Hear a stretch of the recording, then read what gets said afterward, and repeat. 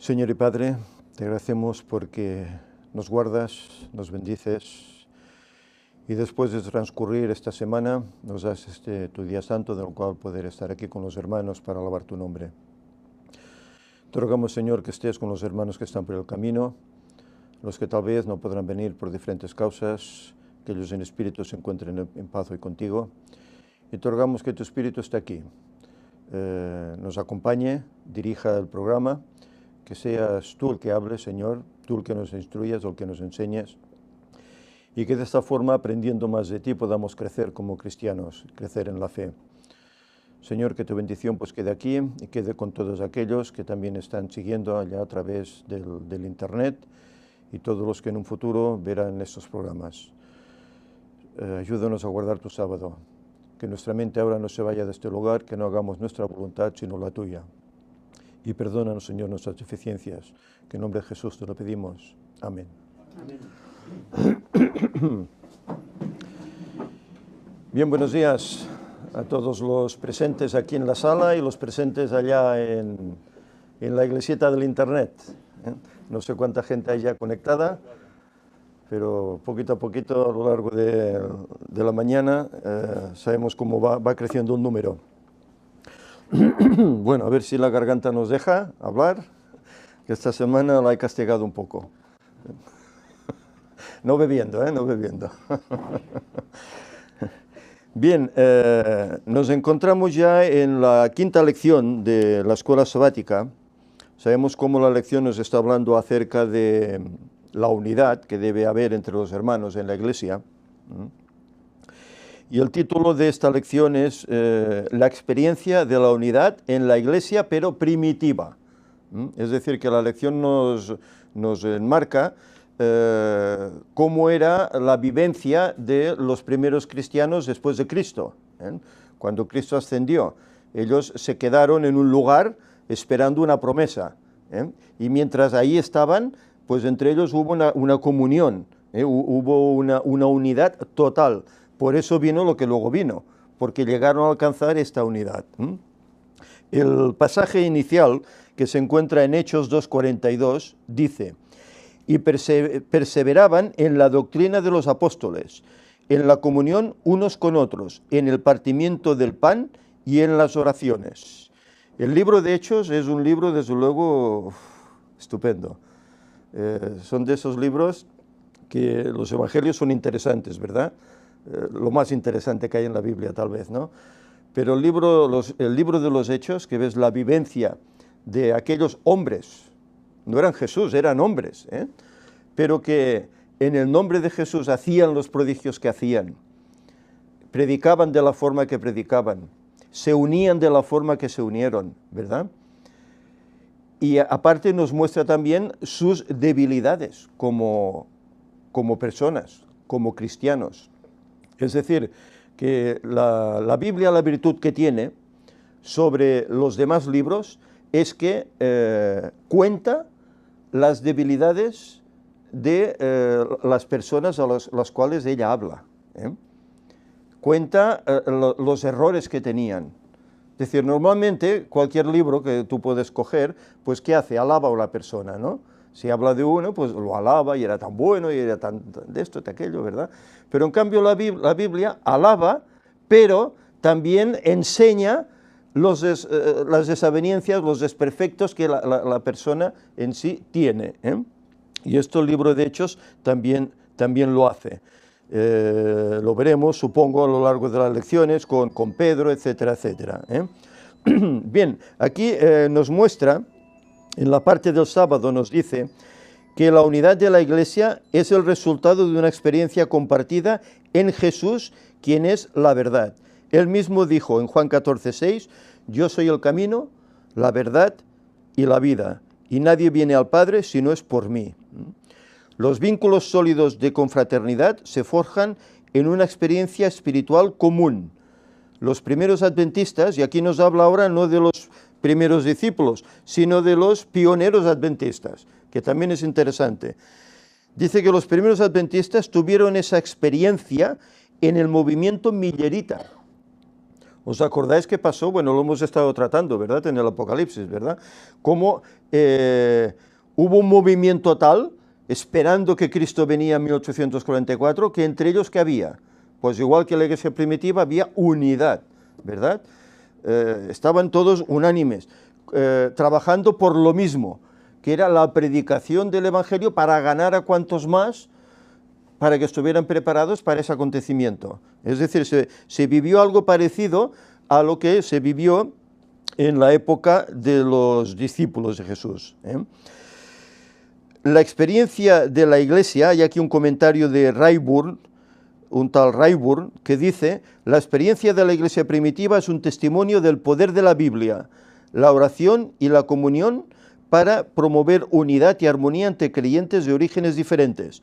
Esa misma experiencia todavía es posible hoy, desde luego, todavía es posible hoy. Y dice: no hay nada que sustituya al cristiano para la concreción del vínculo espiritual que lo une con otros creyentes y con el Señor. Jesucristo primero atrae a un alma a sí mismo, pero luego siempre une a esa alma con otros creyentes en su cuerpo, que es la Iglesia. Es interesante, ¿verdad? Cristo te llama a alguien, ¿verdad? Pero ese alguien, a la vez, ¿qué hace? Cuando se une a la Iglesia, se incorpora a tal punto que colabora, participa, se une con los demás hermanos, ¿verdad? Y esto, ¿qué hace? Pues que haya pues un vínculo edificante, ¿eh? No dice que el Señor daba talentos y daba dones, unos como maestros, otros como evangelistas, ¿verdad? Diferentes dones iba dando. ¿Para qué? Para la edificación de ese cuerpo de Cristo que es la Iglesia. Y es interesante. Incluso aquí se habla de que había pues diferentes etnias, diferentes culturas, diferentes nacionalidades, pero todos trabajaban en común. No había problemas. Por ser tú del norte o el otro del sur o el otro de otro lugar, no había problemas. Trabajaban al unísono, en la misma causa. Que esto es lo interesante. Para el cristiano no tiene que haber división. No importa ni el color de la piel, ni el lugar donde uno sea. ¿Tú crees en Jesús? Pues eres un hermano en la fe.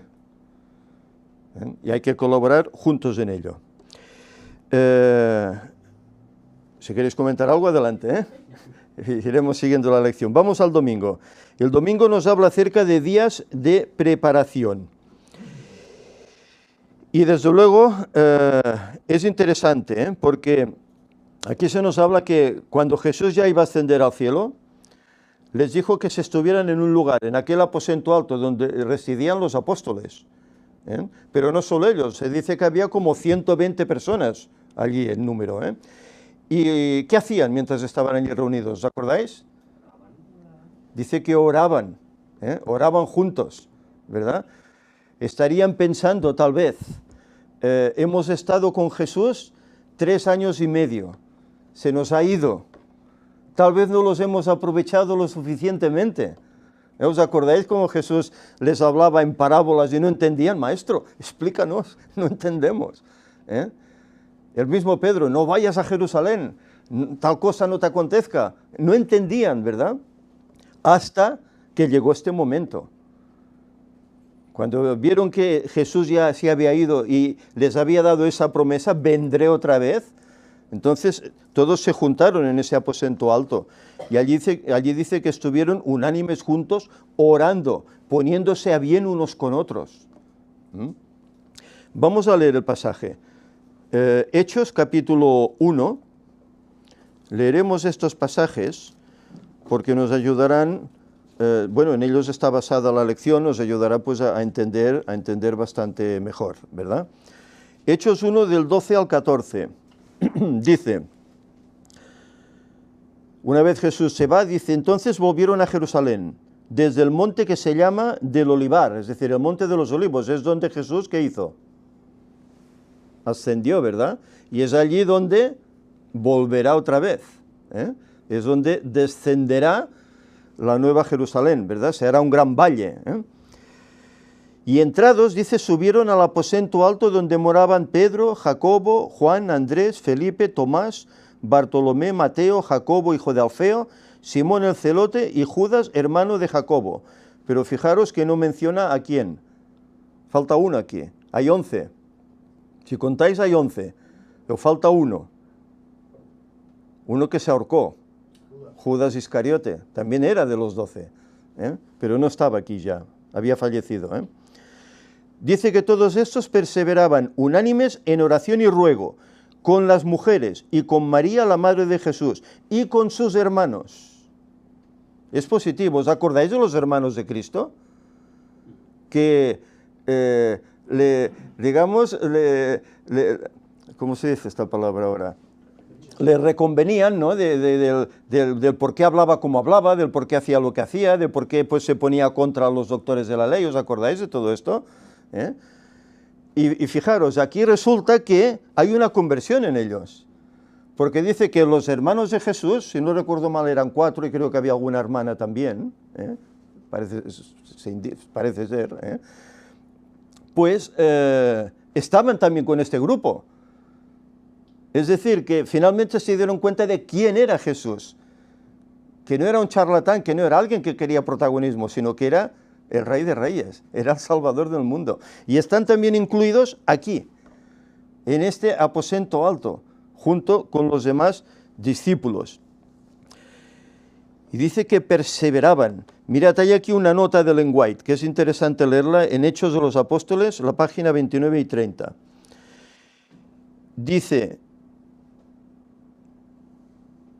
mientras los discípulos esperaban el cumplimiento de la promesa, humillaron su corazón con verdadero arrepentimiento y confesaron su incredulidad. Al recordar las palabras que Cristo les había hablado antes de su muerte, entendieron más plenamente su significado. Fueron traídas de nuevo a su memoria verdades que habían olvidado. Y fijaros, las habían olvidado y hacía poco las habían oído, y las repetían unos a otros. Se reprocharon a sí mismos el haber comprendido tan mal al Salvador. Es decir, hemos estado 3 años y medio con Él y no llegamos a entenderle. No lo comprendimos. Por eso les hablaba, es necesario, 3 veces le dijo, es necesario que vaya a Jerusalén y el Hijo del Hombre padecerá y será entregado. Y no entendían, no sabían qué quería decir con esto. ¿Por qué? Porque esperaban, igual que los demás judíos, que Él se levantara como ese Rey de Reyes con esa espada, ¿verdad? Y los liberara de los romanos. No entendían. Dice que como en procesión pasó delante de ellos una escena tras otra de su maravillosa vida. Fijaros, esto lo hace el Espíritu, Pasa ante ellos las escenas vividas, ¿con quién? Con Jesús durante 3 años y medio. Todo lo que vieron, sus palabras, sus sanaciones, todo lo que hizo, ¿verdad? Cuando meditaban en su vida pura y santa, sentían que no habría trabajo demasiado duro, ni sacrificio demasiado grande, si tan solo pudiesen ellos atestiguar con su vida la belleza del carácter de Cristo. Es decir, esto que hizo, que se les fuera el temor, y estaban deseosos de dar testimonio, aunque les costase su vida, pero querían dar testimonio por aquel que había obrado todo eso por ellos. Dice, oh, si tan solo pudieran vivir de nuevo los 3 años pasados, pensaban ellos, de cuán diferente modo procederían. Si las cosas las supiéramos, ¿verdad? Pero a veces no tenemos ese don de saber el futuro nosotros, Nos pasa a todos, ¿no? Realmente, primero aprendemos lentamente, es decir, hasta que una verdad no entra en nosotros en toda su profundidad, pueden pasar años, ¿no? Luego, claro, te das cuenta de cómo es posible que no pudieses haberlo captado antes, pero realmente estamos en una situación caída ya muy lamentable, ¿no? Nos cuesta realmente entender las cosas, ¿no? Y bueno, si no fuera por esta labor del Espíritu Santo y que va trabajando en nosotros mientras no lo negamos, pues realmente sería imposible, ¿no? Que pudiésemos entender toda esta verdad. Sí, sí, sí. Y cuando... ¿Perdona?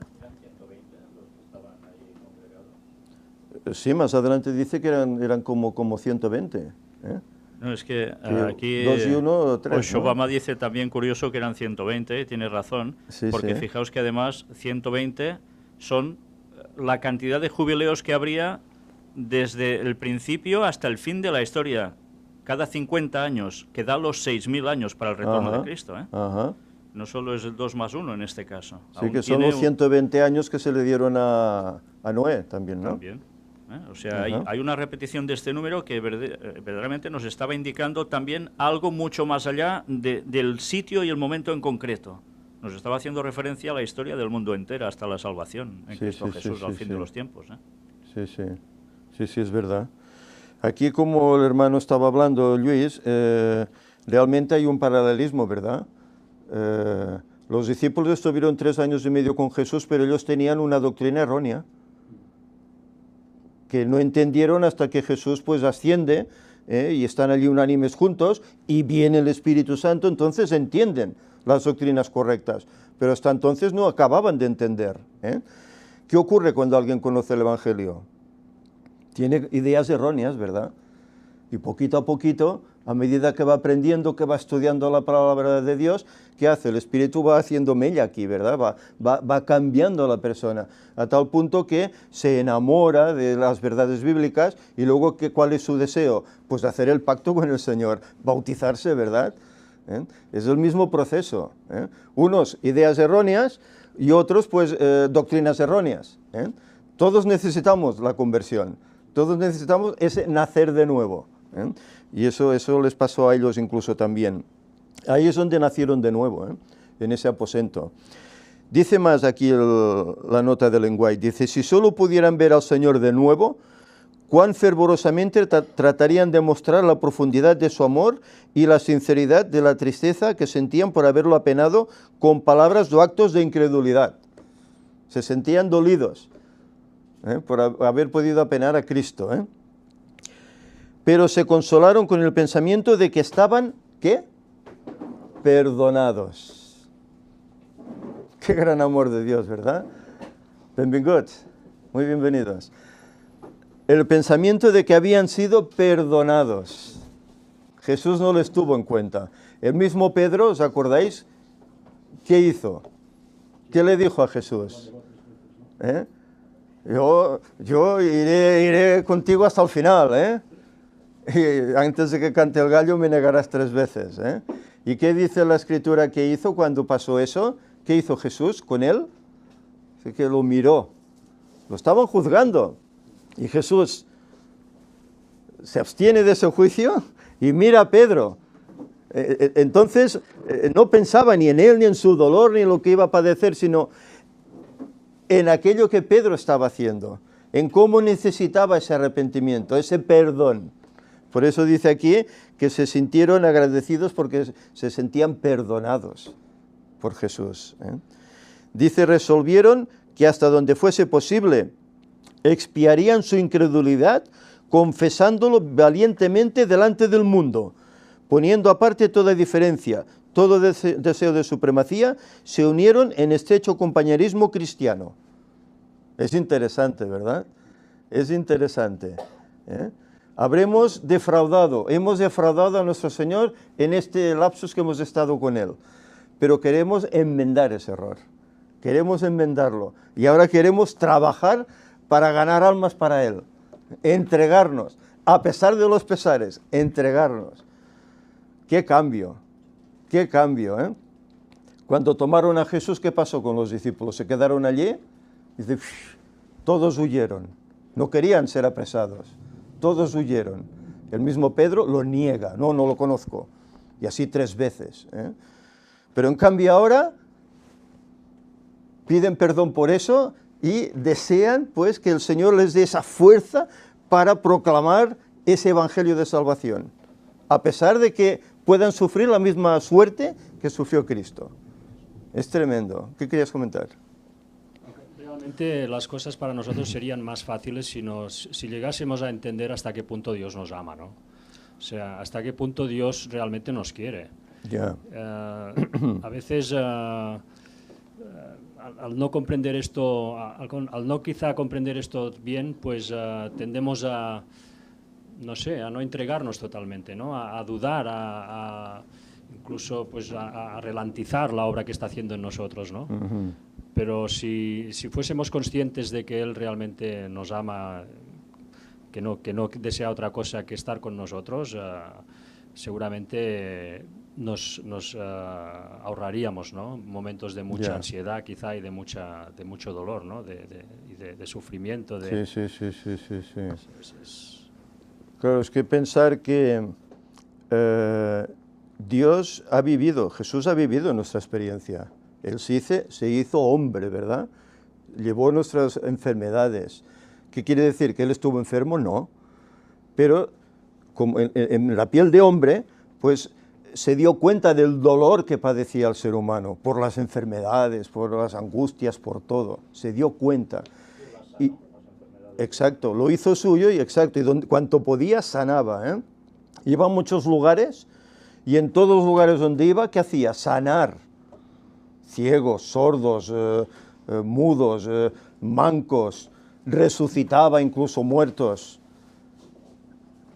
Se desvivía por eso, ¿eh? A tal punto lo hacía que decían los doctores de la ley y los fariseos, que lo hacía en nombre de quién, del diablo, para ponerse propaganda, ¿eh? Fijaros, ¿eh? Cómo es el corazón del incrédulo, ¿eh? Que puede ver las evidencias. Bueno, ¿no ocurre lo mismo?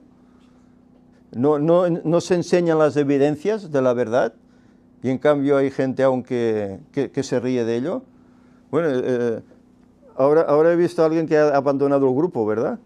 Y me he dado cuenta que era antitrinitario, ¿no? Dices, ostras. Y claro, abandona el grupo porque, bueno, Víctor, parece ser que eres un engreído, ¿eh? Y aún no sé ni quién es esa persona, ¿eh? Sí, bueno, pero es triste porque después de todo lo que se ha presentado, ¿verdad?, en cuanto a la Trinidad y todo esto, y que aún haya dudas. Bueno, el que no quiere ver no verá, es lo que antes decíamos, ¿eh? El que no es sincero. En el vídeo de lo que nos quieren ocultar, que presentamos en Ecosí aquí hace unos años, que presentamos todas las pruebas arqueológicas, las evidencias tan claras de todo, pues si veis la cantidad de comentarios, ese vídeo en nuestro canal tiene 600.000 y pico de visitas, creo, o algo así. Sí. Y en el otro canal que lo subía un hermano peruano con otro título mucho más estridente, ¿no? Ajá. De no sé qué, de la NASA y cosas así, ¿no? Allí tenía más de 1 millón de visitas. Ya. Pero si ves los comentarios tanto de un lado como de otro, aparte de personas que evidentemente son creyentes y otros que se quedan sorprendidos, muchos, y os lo digo porque cada día estoy recibiendo no sé cuántos sobre ese vídeo, es de que aunque vean las evidencias, que eso es absolutamente mentira y te atacan y te destrozan todo lo que quieres, pero jamás dan un argumento válido. Solo despotricar por despotricar. Reírse o sea, de ello, que te das cuenta que una vez rechazarlo. más hay ignorancia y encima es no querer aceptar la realidad. La ignorancia todos la tenemos en algún campo, evidentemente, pero cuando se te presentan evidencias tienes que reconocer lo que hay. Pero normalmente el orgullo y el no querer hacer la voluntad de Dios lleva en consecuencia a reaccionar así, satánicamente en verdad. Rebelión. Sí.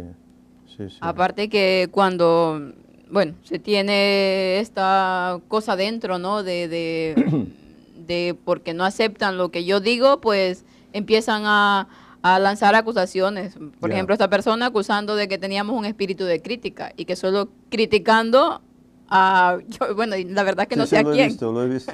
Pero el caso es que cuando, no sé si ayer o estos días leía de Elena White cuando habla que cuando se tiene ese espíritu del enemigo, como no se puede argumentar con otra cosa, entonces se va al juzgar, ¿no? A la acusación contra los hermanos de lo que ella misma estaba acusando. Lamentablemente es así y lo hemos visto en tantos temas que se han presentado acerca de, por ejemplo, de esto, de la Trinidad, en tantos temas que se han presentado, por ejemplo, del 2031. ¿Qué pasa con la gente? Al no tener un argumento válido, ¿qué es lo que hace? Pues empieza a acusar. Este es así. Y todo va en alrededor de eso, acusando porque no se puede rebatir con algo sólido la verdad que se está diciendo. Lamentablemente eso pasa y está pasando mucho en la iglesia. y en los grupos en general, ¿no? Y normalmente cuando quieren rebatir, pues rebaten con citas que a ellos les va bien, ¿no? Rebaten con unas citas que dices, bueno, si tú lees el contexto te das cuenta que está tratando de otras cosas, ¿eh? Pero bueno, es lo que decimos. El micro, por favor, sí. Esa mala costumbre de querer ocultar la verdad a los demás no solo pasa en el cristianismo o pasa en el deporte, por ejemplo, pasa prácticamente en todos lados, donde hay un colectivo. Siempre, si tú analizas el conjunto del colectivo, siempre está el que intenta decir la verdad y llegar a una conclusión y buscar una explicación, y está el que no le interesa que esté esa, incluso dentro de un grupo familiar. A veces hay discusiones dentro de la familia y tú le dices, hombre, es que esto ha sido así, así y así.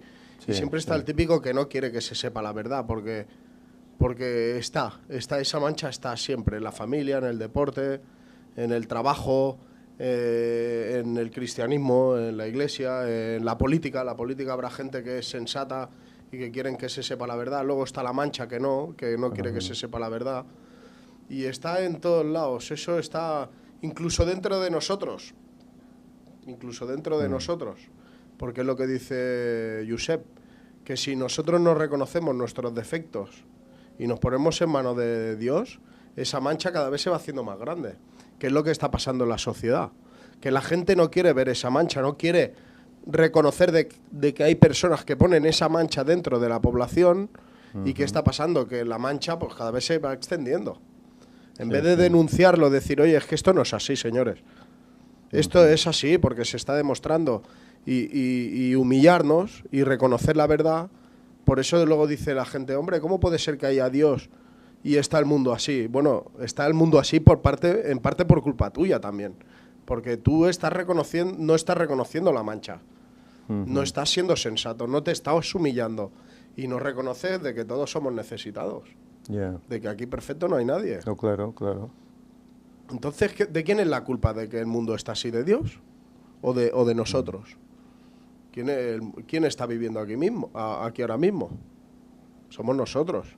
Dios está y nos da consejos, pero para bien, y nosotros hacemos lo que queremos. El ser humano lo podría hacer mejor, porque pero somos no tercos, lo hace porque no hace caso de Dios. Somos tercos, nos cuesta aprender, pero a unos nos cuesta aprender y los otros directamente no quieren, o directamente desaprenden, que es hacer las cosas, en vez de hacerlas bien, las hacen mal. Y se regocijan, se tiran en el barro, pues, y se recrean con lo que peor está, ¿no? Entonces no podemos, si tú no eres una persona sensata, no podemos cambiar las cosas, ni a nosotros mismos. Claro. Pero normalmente luego son los que más se quejan, los que hacen para que las cosas vayan peor, luego son los que más se quejan. Son los que dicen, es que me roban, o es que están hablando mal de mí, o es que me amargan la vida. Suele ser así. Pero ¿y tú qué haces tú? ¿Sabes? Sí. Cristo con todo lo que le hicieron y no abrió la boca de los demás. Con todo lo que podía decir, imagínate. Porque veía mucho más que nosotros y no dijo nada.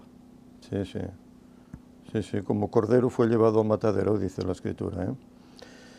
En el apartado del lunes, yo diría que es la nota discordante de la escuela sabática de esta semana. No sé si opináis tal vez lo mismo que yo. Fijaros, dice, de Babel al Pentecostés. Y hace una comparativa. Compara Babel con el Pentecostés. ¿La condición era la misma? ¿Cómo era el Pentecostés? Hemos leído, ¿no? Estaban todos allá, unánimes, juntos, orando, ¿verdad? ¿En Babel era así?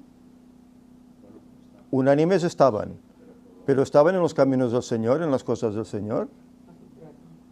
¿O al contrario? ¿Para qué construían la torre? Porque tenían dudas, en primer lugar.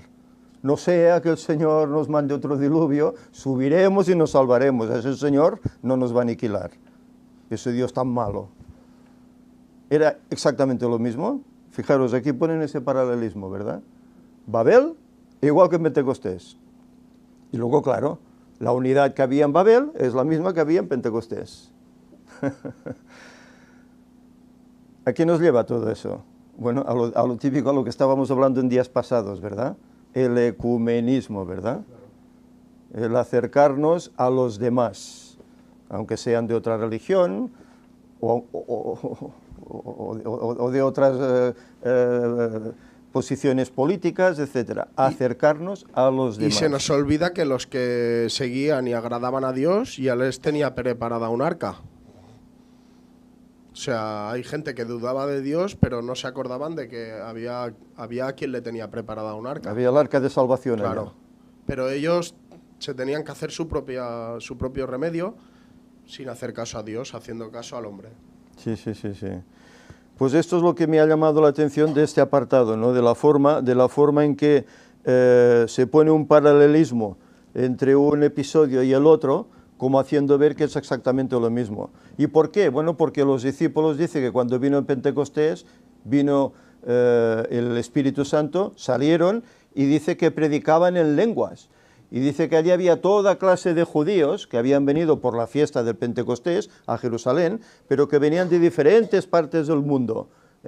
Aunque eran judíos, pues ya habían hasta olvidado su idioma, porque se habían criado, por eso de la diáspora, ¿verdad? Se habían criado en otras naciones y tenían otros lenguajes, y en cambio ellos oyeron a los discípulos que cada cual les hablaba en su lenguaje. Claro, en Babel había un solo lenguaje, no había muchos, había uno. Y se dice Babel, ¿por qué? Porque es confusión, ¿verdad? Porque el Señor tuvo que confundir las lenguas, porque eran desobedientes. El Señor les dijo, esparcíos por la tierra. ¿Y qué hacían ellos? Todos juntitos, no querían separarse. Y el Señor tuvo que intervenir, parando aquella obra que no era, por así decir, designada por Él, y cambiándoles la lengua, el lenguaje, para que no se entendiesen y tuviesen que separarse y recorrer la tierra, llenar la tierra, que era lo que el Señor les había dado, la instrucción que Él les había dado. Es decir, que no fueron obedientes a Dios, al contrario. ¿Querías comentar algo? Sí, de hecho, la lección, en el párrafo final de este día, dice que, bueno, da a entender, dice, de una manera única el Pentecostés ayuda a revertir la dispersión de la familia humana original y la formación de grupos étnicos que comenzó decididamente en la Torre de Babel. El milagro de la gracia comienza la reunificación de la familia humana. O sea, no es que lo diga que... De hecho dice que es lo antagónico, o sea, como que en Babel se separó todo y en Pentecostés se vuelve a unir todo. Claro, eso es muy tentador para todos los que dices tú, para lo que dices tú, que para todos los ecuménicos, porque contraponerlo, es decir, bueno, todos volvemos, y de hecho todos somos llamados, eso es evidente. Sí. Todos somos llamados a tener un Pentecostés. ¿No se oye? Todos somos llamados a eso, a unirnos en Cristo. Pero es evidente que falta un detalle, falta un matiz aquí explicar que realmente es en Cristo. Aquí está. No es como todos se dispersaron, ahora todos nos vamos a unir. No, aquí está. Es que es un mensaje claro al ecumenismo, lanzado directamente otra vez. Claro, el llamado ecuménico que hoy se hace, que aparentemente es bueno, ¿quién está detrás de ello? Bueno, lo hemos presentado cientos de veces, ¿verdad?, en las conferencias, como detrás de todo eso está el Vaticano, ¿verdad? Y esa cara bonita pues que pone el Vaticano para quedar bien con todo el mundo, para unificar, para él poder llegar a ser el dirigente moral del mundo, ¿verdad? Y claro, no son tantas cosas, dicen, las que nos diferencian. Por lo tanto, dejémoslas a un lado y compartamos las cosas que nos unen. Y eso lo paradójico es que la Iglesia Adventista entra en ese trapo, entra ahí también, participa en esas reuniones, busca eso. Por eso no es de extrañar que Cristo diga al hermano, entregará la muerte ¿a quién? Al hermano. No es de extrañar. ¿Y tú por qué no quieres unirte? ¿Por qué? Es para el bien. Pero eso lo está moviendo el Señor, porque ellos lo que quieren hacer es que un milenio de paz aquí en el mundo. ¿Cristo nos quiere dar un milenio de paz aquí en el mundo? No. nos lo quiere dar arriba en el cielo. Y los que no estén allá, ¿dónde estarán? Aquí y muertos durante 1000 años. Ese es el ecumenismo, ese es el resultado del ecumenismo, la muerte durante 1000 años. Y fíjate Sí. lo que dice al final, dice la restauración de lo que se perdió en Babel. Vamos a ver. Sí.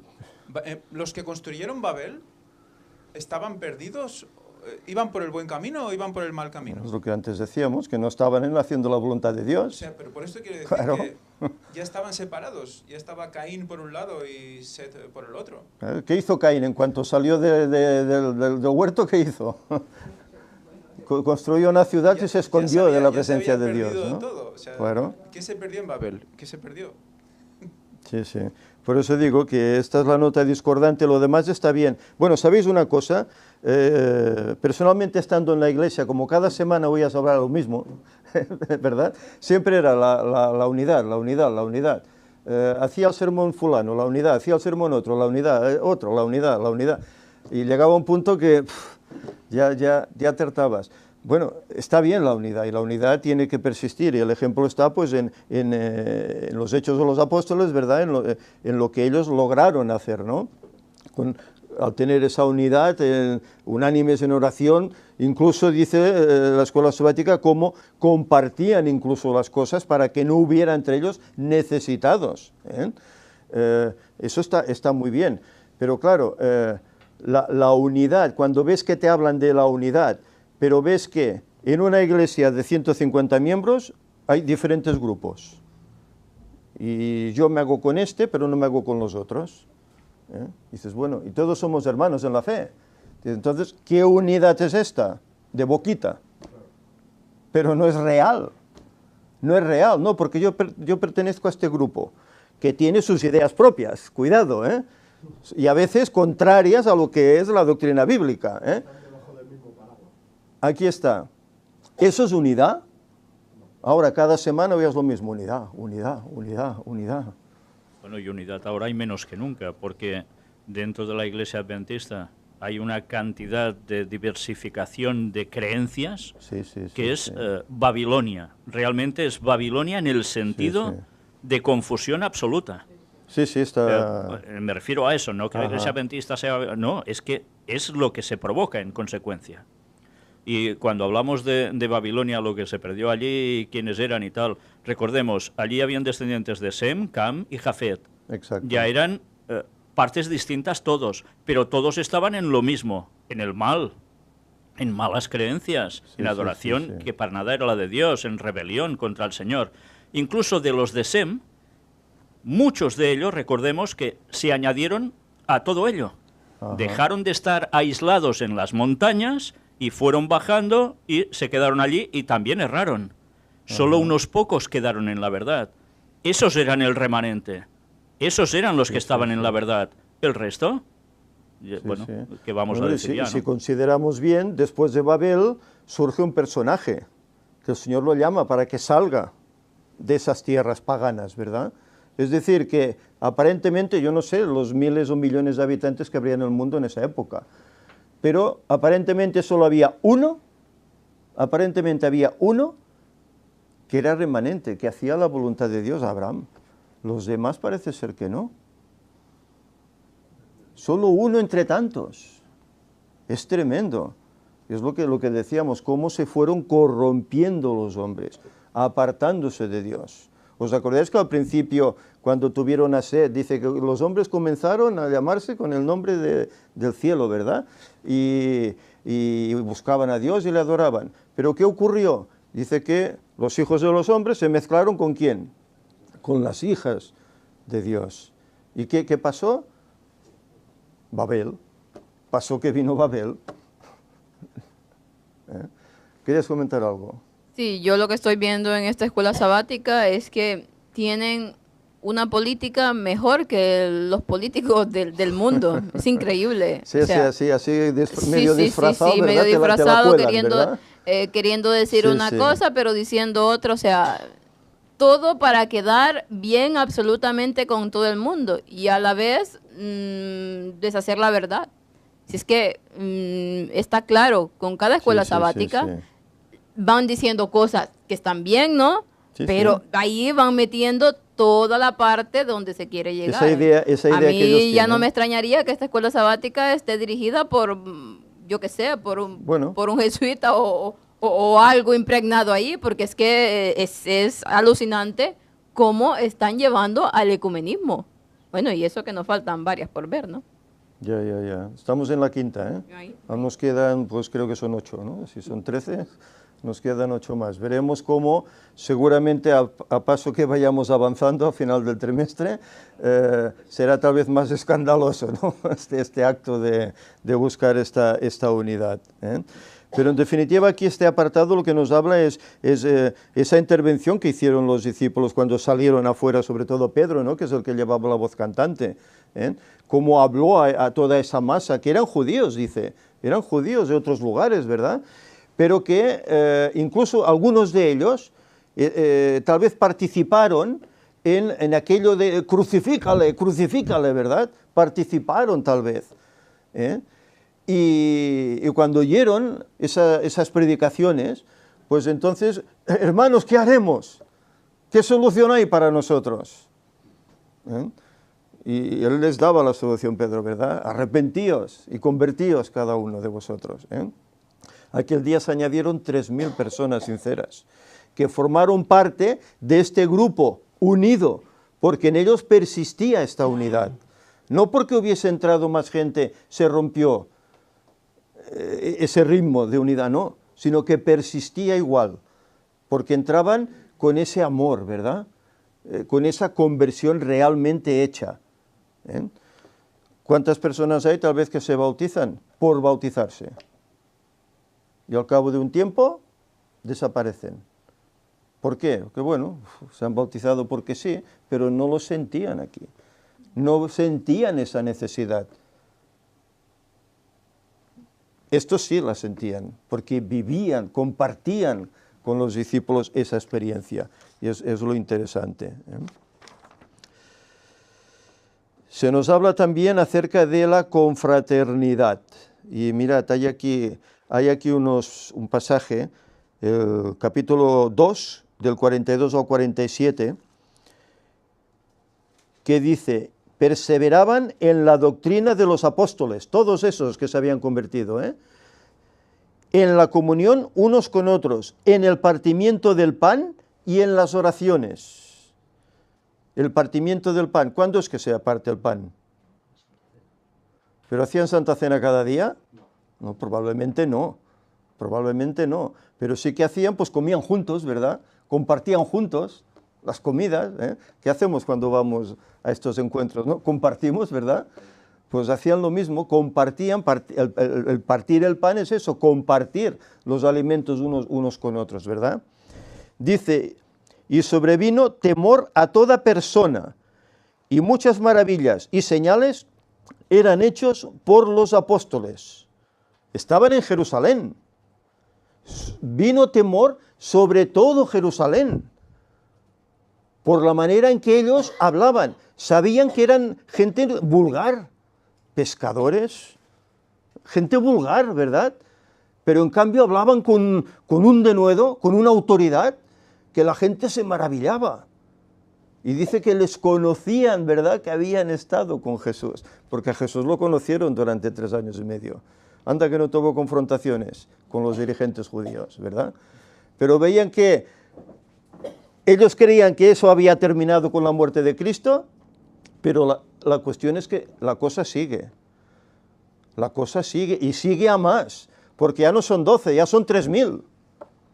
Va creciendo el número, ¿eh? Esto a mí me recuerda pues a un ministerio, ¿no?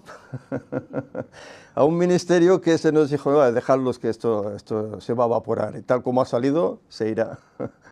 Y el ministerio ha ido creciendo, gracias a Dios, ¿verdad? El Señor lo ha bendecido. No ha llegado solo a Gerona, sino que ha llegado a muchas partes de España, ha llegado a muchas partes de Europa, muchas partes de América, de Australia, está llegando a todo el mundo. Está llegando a todo el mundo. Algo que parecía que iba a ser como nada, ¿eh? Y mirad, ¿por qué? Porque tiene la bendición de Dios. porque el Señor es el que lo está dirigiendo. Dice, todos los que habían creído estaban juntos y tenían en común todas las cosas. Vendían incluso sus propiedades y sus bienes y lo repartían a todos según la necesidad de cada uno. Y perseverando unánimes cada día en el templo y partiendo el pan en las casas, comían juntos con alegría y sencillez de corazón, alabando a Dios y teniendo favor con todo el pueblo, con la ciudad de Israel, de Jerusalén. Tenían favor. Aquellos que antes habían gritado crucifícale, resulta que ahora tenían favor para con los discípulos. Y el Señor añadía cada día a la iglesia a los que habían de ser salvos. ¿Cómo el Señor bendijo eso? Es decir, ese propósito que tuvieron ellos, toda esa traición que hemos cometido con Cristo, al abandonarle, al no aceptar sus doctrinas que nos estaba dando, al no entenderlas, ahora lo estaban enmendando, a tal punto que se daban para dar a conocer el Evangelio.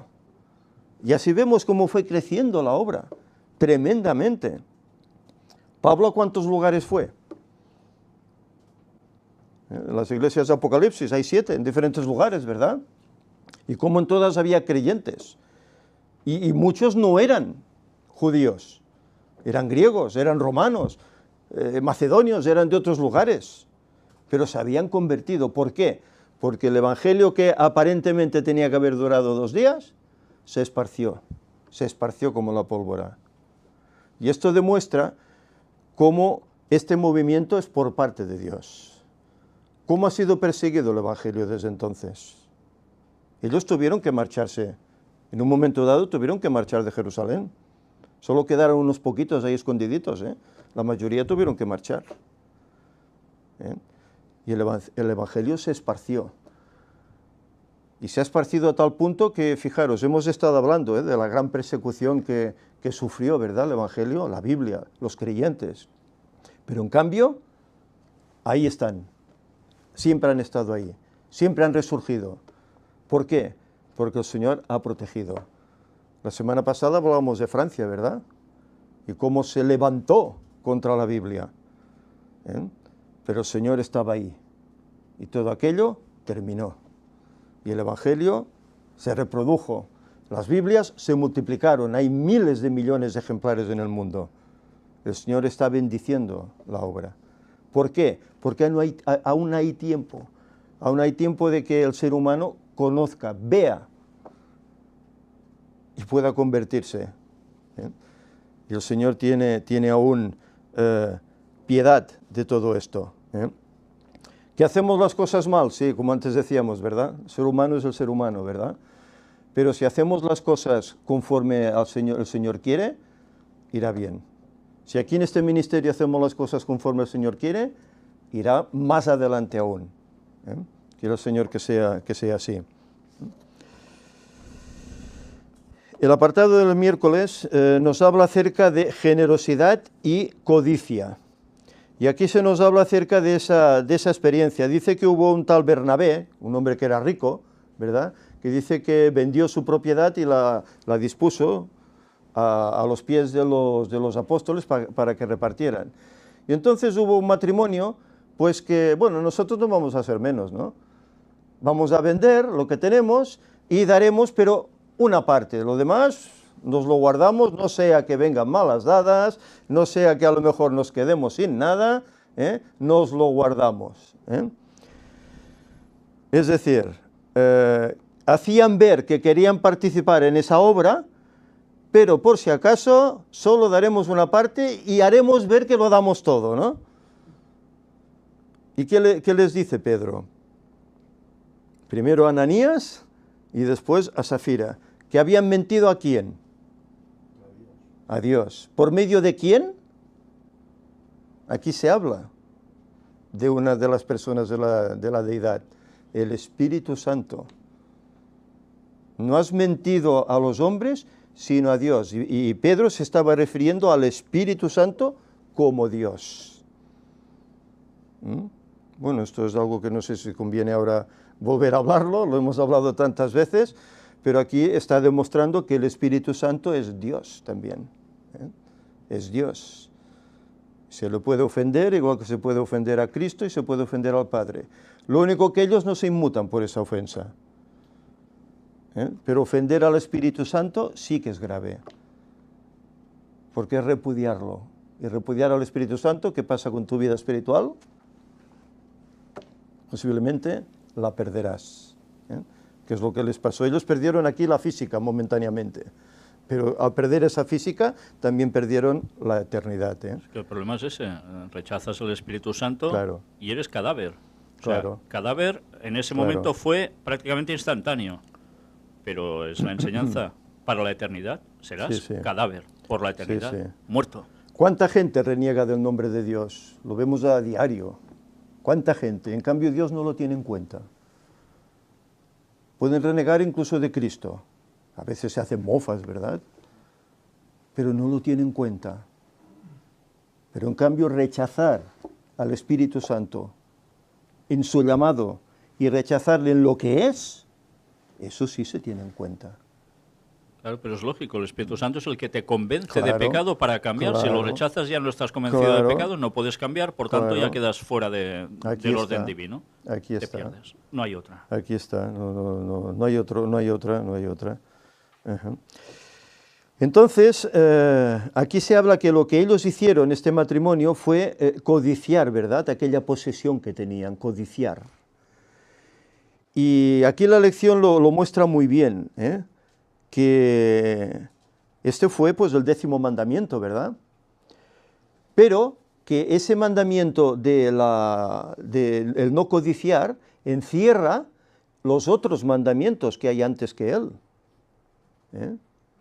Honrar al padre y a la madre, por ejemplo, no matar. ¿No? Yo puedo codiciar algo que tienes tú. No solo te lo quito, sino que te quito la vida para poseerlo, ¿no? ¿Qué hicieron los labradores malvados de la viña? Cuando el dueño manda a los siervos para recibir el fruto, ¿qué hacen con ellos? Los matan, los martirizan, ¿verdad? Tiene que mandar a su hijo y a ese dicen, nos lo cargamos y nos quedamos con la viña. Fijaros, ¿qué lleva la codicia? Lleva pues incluso pues a robar, lo codicio, lo tomo, ¿verdad? Lleva incluso a tener que mentir. Fijaros si es importante, es un mandamiento que engloba los otros 5 concernientes a la relación humana, entre nosotros. Fijaros si fue grave el pecado que cometieron Ananías y Safira con esa codicia. Por eso el Espíritu Santo no podía consentir eso. Y al momento dice que cayeron fulminados, tanto uno como el otro. Fijaros lo importante de esto. Vamos adelante, que no son ya la media. No quiero sacar ya mucho tiempo. Por último, la lección nos habla acerca de los pobres. Y aquí se menciona pues la experiencia de Pablo, del cual estuvimos hablando recientemente, cómo él iba visitando iglesias, y sobre todo cuando estuvo allá en Corintios, él hizo un llamado para que los hermanos fueran dadivosos para ayudar a los pobres que había, ¿dónde? ¿Os acordáis? En Jerusalén, los hermanos pobres que había allá. Y dice que estos hermanos de Corinto, pues se dieron en gran manera para ayudar. Por eso Pablo finalmente llegó allá a Jerusalén con esas ofrendas, y bueno, eso fue lo que finalmente llevó a que él pues, fuera preso, ¿verdad? Y tuviera pues que por no ser muerto por los judíos incluso tuviera que apelar al César y tuviera que ir pues hasta Roma, y estar allí un tiempo hasta que fue muerto, por así decir. Pero es interesante cómo los hermanos deben tener en cuenta al necesitado también. Esto es importante. Entre nosotros puede haber algún hermano que necesite. Hoy por hoy, pues bueno, gracias a Dios todos trabajamos, el Señor nos ha dado la salud, etcétera, para hacerlo, pero se puede llegar al caso en que haya un necesitado. Pues bueno, si sabemos que es el caso, pues ¿qué debemos hacer como hermanos? Ayudar, ¿verdad? Pero cuidado, cuidado. Recientemente tuvimos una experiencia así un poco negativa, ¿os acordáis? Alguien que vino, ¿verdad?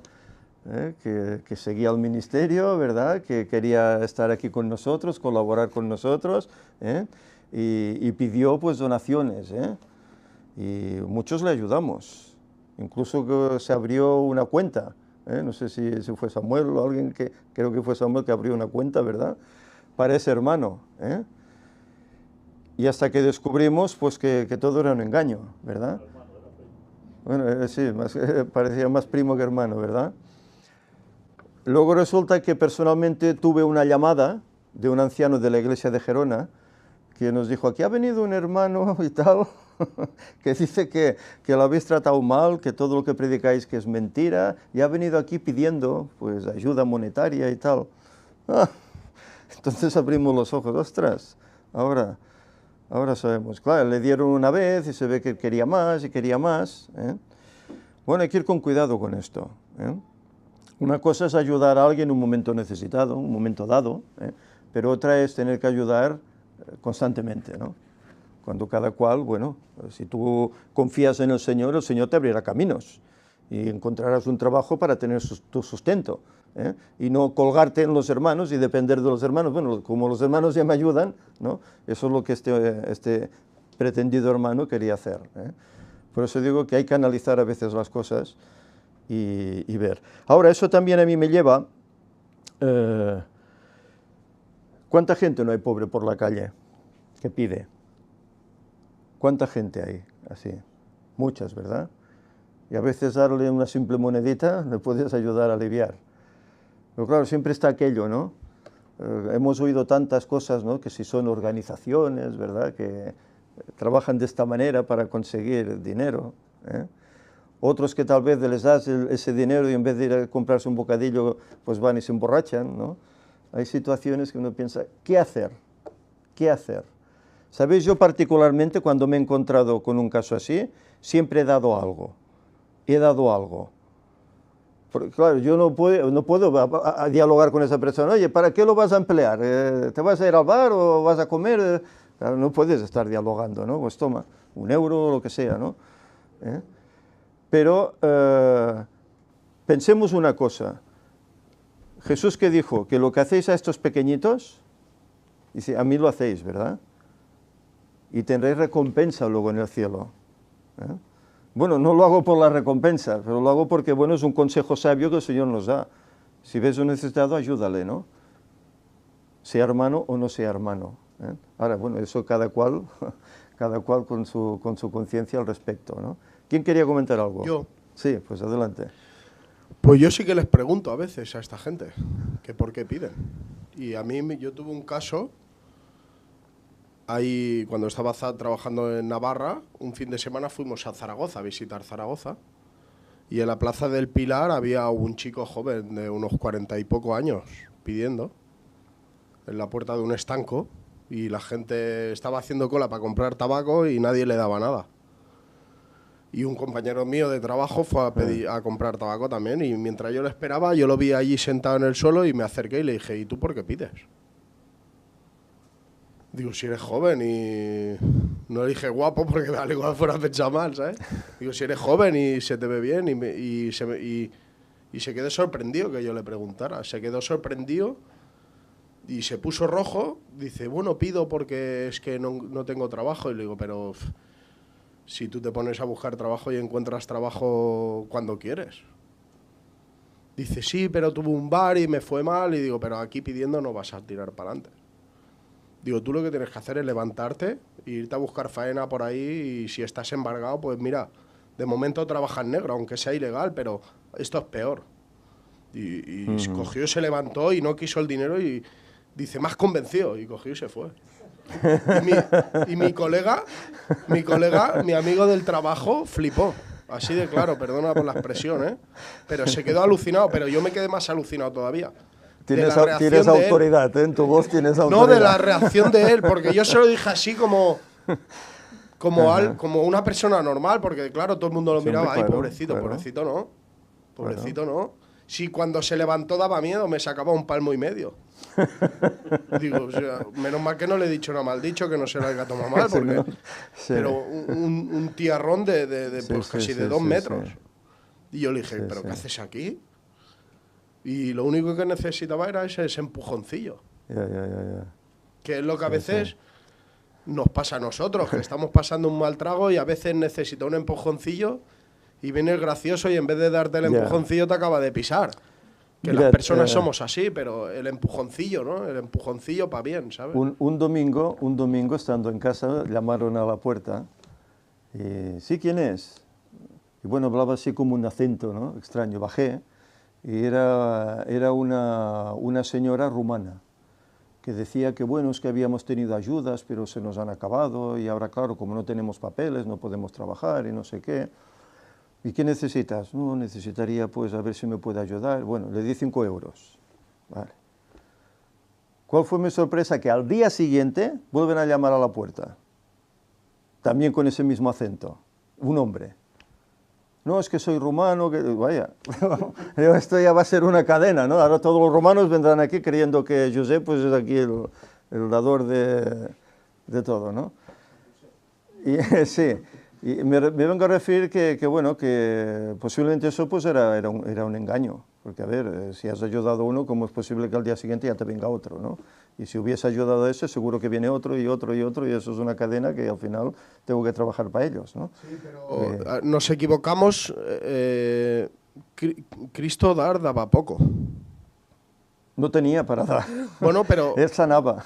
¿cómo que no tenía? Eso no lo sabemos nosotros. Si convirtió el agua en vino Sí. y multiplicaba los peces, Sí, ¿por sí. qué no? ¿Por qué no podría convertir las piedras en oro? Si es Dios. Claro. Sí, pero... Claro. Pero ¿por qué no lo hacía? Porque sabía la condición humana. Claro. Porque si les fuera dado oro, fueran querido más, fuera habido vanagloria, fuera habido un comportamiento sobre la riqueza el cual no es correcto, ¿no? Porque las personas somos así. Ah, pues ahora, Cristo, dame un Ferrari, que yo con un Seat no me conformo, ¿no? Pero porque somos así, es que somos así. Él daba el consejo y te enseñaba qué era lo correcto. Si tu voluntad es hacer lo correcto, Él te bendice. Esta persona, al igual que me gustaría saber de él y que explicara su caso, qué es lo que sintió en ese momento, esa persona seguro que está trabajando. Yo tengo fe de que yo cuando vi a esa persona vi buena voluntad. Seguro que está trabajando y está tirando para adelante. Uno es joven y Pero si quiere... tú das dinero a una persona y tú no ves la buena voluntad y las ganas de espabilarse, las ganas de tirar para adelante, ya le puedes dar el mundo entero. No, Porque lo va a quemar. Como si le da un maletín lleno de dinero, lo va a quemar. se Y luego va a acostumbrará volver a eso y pedir. siempre querrá eso, Y luego claro. va a volver a pedir y le va a dar otro maletín de dinero y lo va a volver a quemar. ¿Por qué? Porque su condición no es de tirar para adelante. Tú le tienes que dar el mensaje para que tire para adelante. No para que, no por pena, "Ay, es que tiene hambre, toma, come". No, bueno, sí, le puedes dar algo, pero tienes que mirar de hablar con él y hacerle ver la realidad. Si no quiere ver la realidad y que tiene un problema, al igual tiene un problema con el alcohol, al igual está depresivo porque la mujer le ha dejado. Sí, sí, Oye, no pasa nada. Tienes razón, sí, sí. Todos hemos tenido una ruptura. Eso, pues mira, te puede enseñar a conocer a otra persona, apoyarte al igual. Yo he tenido amigos que mientras tenían dinero, perdón la expresión, no quiere decir que todas las mujeres sean iguales, pero le sobraban las mujeres. Y ahora no tiene un duro y está soltero, igual que yo. ¿Me entiendes o no? A ver, la realidad es esta, en la mayoría de los casos. Pero vivimos en un texto así, por eso que el mensaje tiene que ser el que es. No podemos decir las cosas como no son o como nos gustaría que nos dijeran. La realidad es la realidad. Es así, es así. Ya Jesús lo dijo en una ocasión, ¿no? Que los pobres siempre los tendréis con vosotros, ¿no? Los pobres, Jesús dijo, siempre los tendréis con vosotros. Y es verdad. Hay pobres y hay pobres, bueno, porque se ha explotado, ¿verdad? A naciones, incluso a familias, etcétera, y hay pobres por ese motivo, ¿no? Pero bueno, también hay trabajo más o menos para todos, ¿no? Si uno busca, y más si confía en el Señor, y más si confías en el Señor. No hay gente que tiene problemas con el sábado, en cambio lo pone en oración y el Señor le da un trabajo en el cual puede guardar el sábado. Bueno, pues el Señor abre puertas, es cuestión de confiar, ¿eh? Vamos a terminar, si os parece. Quisiera leer estas notas que hay de los Hechos de los Apóstoles, en la página 58, en el viernes. Dice: esta generosidad de parte de los creyentes era el resultado del derramamiento del Espíritu. Los conversos al Evangelio eran de un corazón y de un alma. Un interés común los dominaba, a saber, el éxito de la misión a ellos confiada, y la codicia no tenía cabida en su vida. Qué distintos, ¿verdad?, de Ananías y Zafira, ¿eh? Su amor por los hermanos y por la causa que habían abrazado superaba a su amor por el dinero y sus bienes. Sus obras mostraban que tenían a las almas de los hombres por más preciosas que las riquezas terrenales. ¿Cuántas veces Jesús nos dijo: ven conmigo, vende lo que tienes, y tendrás tesoro, ¿dónde? En el cielo, Pero en cambio muchos no confiaban en eso, el joven rico y otros, ¿verdad? Dice: así será siempre que el Espíritu de Dios tome posesión de la vida. Aquellos cuyo corazón está lleno de amor de Cristo seguirán el ejemplo de aquel que por amor a nosotros se hizo pobre, con el fin de que por su pobreza fuésemos enriquecidos. Es verdad, Cristo vino como pobre. Ya empezó, que nació ¿dónde? ¿En un hotel de 5 estrellas? No, nació en un simple pesebre, en una cuadra, un establo, ¿no? Nació ahí, El dinero, el tiempo, la influencia, todos los dones que han recibido de la mano de Dios, los estimarán solamente como un medio de promover la obra del Evangelio. Es decir, eso es interesante, El dinero que el Señor nos hace conseguir con el trabajo, etcétera, dice que lo destinaban para la labor del Evangelio, Y eso en los tiempos de Ellen White también ocurría, Así sucedía en la iglesia primitiva, y cuando en la iglesia de hoy se vea que por el poder del Espíritu los miembros han apartado sus afectos de las cosas del mundo y que están dispuestos a hacer sacrificios con el fin de que sus semejantes puedan oír el Evangelio, las verdades proclamadas tendrán una influencia poderosa sobre los oyentes. Y es como todo. En los tiempos de Ellen White hacían falta recursos. ¿Por qué? Tenían que elaborar publicaciones, ¿verdad?, revistas, etcétera. Eso no te lo hacían gratis, eso tenías que pagarlo. Ellos podían regatear un precio, pero eso se tenía que pagar. Pues claro, si no había donaciones, ¿os acordáis cuando comenzó el matrimonio White a hacer aquella revista Señales de los Tiempos, verdad? No tenían recursos. Y se pusieron a orar allá de rodillas, y enseguida alguien llamó a la puerta y les trajo un cheque, ¿verdad? Y con eso pudieron comenzar a hacer la revista. Todo por el amor de Dios, ¿verdad? Es confiar en el Señor. Incluso siguieron publicando sin tener nada y esperando que al cabo de unos días irían y pagarían. Llegase. Efectivamente les llegó también dinero y lo pudieron cumplir. Cuando la misión es la misión, hay que tirar para adelante. Actuaban por fe. Ellos, ¿cuál era su condición, su meta? Dar el Evangelio. No tengo, lo pongo en las manos del Señor. El recurso llegaba. Y a veces nosotros, bueno, es que si damos, nos quedamos sin, ¿no? Pero no, si das, el Señor lo bendecirá. Bendecirá eso que has dado y te bendecirá a ti por darlo. Y no pasarás necesidad. Así que hay que confiar. Y esto no quiere decir que sea lo mismo que el mensaje que dan en iglesias evangélicas de la prosperidad, Nada que ver. Ya. Hay aquí un resumen que se hace de la escuela sabática. Dice, a mí estos resúmenes me suenan de años atrás, No sé si esta escuela sabática debe ser de tiempos pasados, porque antes se hacían así. Dice, la iglesia primitiva experimentó un rápido crecimiento porque los discípulos de Jesús se prepararon intencionalmente para el derramamiento del Espíritu Santo prometido. Se prepararon, ¿dónde? En aquel aposento alto, ¿verdad? Su comunión y su fe común fueron los medios utilizados por el Espíritu Santo con el fin de preparar sus corazones para el Pentecostés.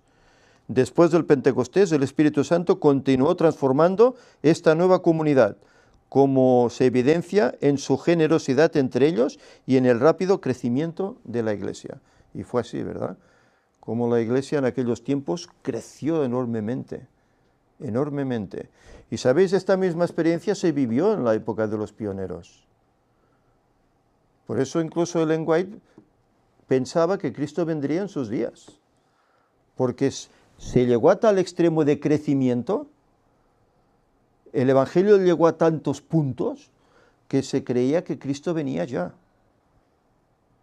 Claro, ella no tenía la luz que nosotros tenemos hoy, el Señor nos la había dado. Ella sabía sobre los 6.000 años, etc., pero no pensó en su conclusión, en qué significaba. Solo se daban en dar el Evangelio. Y si el Evangelio es predicado en todo el mundo, ¿qué pasará? Vendrá el fin. Bueno, pues por eso es de extrañar que ella escribiese que si se hubiese dado el Evangelio a ese ritmo, Cristo habría venido. Pero Cristo sabía que no se daría, ¿verdad? Cristo sabía que la obra se detendría, y que el tiempo continuaría hasta concluir estos 6.000 años. Y ahora estamos en lo mismo.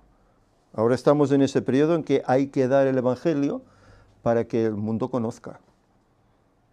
Y ahora sí que cuando el mundo conozca, vendrá el fin, porque ya concluirá ese tiempo, que en su época aún faltaba mucho, pero ahora ya concluirá, porque estamos en las acaballas, en lo último. Por lo tanto, que el Señor nos ayude porque está muy bien todo lo que tenemos, ¿verdad? Todo lo que vemos, todo lo que queremos poseer, ¿verdad? Pero todo esto es pasajero, todo esto es pasajero, todo esto quedará aquí. No nos vamos a llevar absolutamente nada. Pero si hacemos la voluntad del Señor, nos llevará con Él. Y allí, ¿os acordáis de aquella visión que tuvo Ellen White? Que vio aquellas casas de plata, ¿verdad? Aquellos frutos como de oro, como de plata. Todo esto será nuestro. Aquí tal vez podemos tener necesidad, allí no vamos a tener ninguna. Abundancia tendremos. Y todo al lado de Cristo. Por lo tanto, no vale la pena trabajar por ello, esparcir el Evangelio, y si hay que ayudar económicamente a hacerlo para que eso sea así, cada cual tiene que pensar en eso, pero que el Señor nos ayude, para que formemos parte. A no poner las riquezas por encima de Dios, ¿no? Porque hay gente que persigue la riqueza antes que perseguir a Dios. Sí. Sí, y tenemos que, no, o sea, lo primero es amar a Dios, la riqueza ya será añadidura, ¿no? Dice la Escritura, ¿no? Exacto. Se añadirá según Buscad necesitemos. primeramente el reino de Dios y su justicia, lo demás. Lo demás será añadido, no tengamos miedo. El Señor sabe las cosas que necesitamos. Él lo sabe, dice que no viste así a los lirios del campo, no da su comida a los pájaros, de cuánto más no hará a vosotros, ¿no? Por lo tanto, debemos confiar, que el Salmo dice que no he visto justo que mendigue pan. Y es así, el que confía, el Señor provee. No tendrás ese Ferrari, como decíamos, ¿verdad? Pero tendrás lo suficiente para vivir. Y para dar gracias por ello. Si crees que lo necesitas, te lo pone también. Y ya está. Si no hay ningún comentario más, vamos a terminar. Nos ponemos en pie y haremos una oración.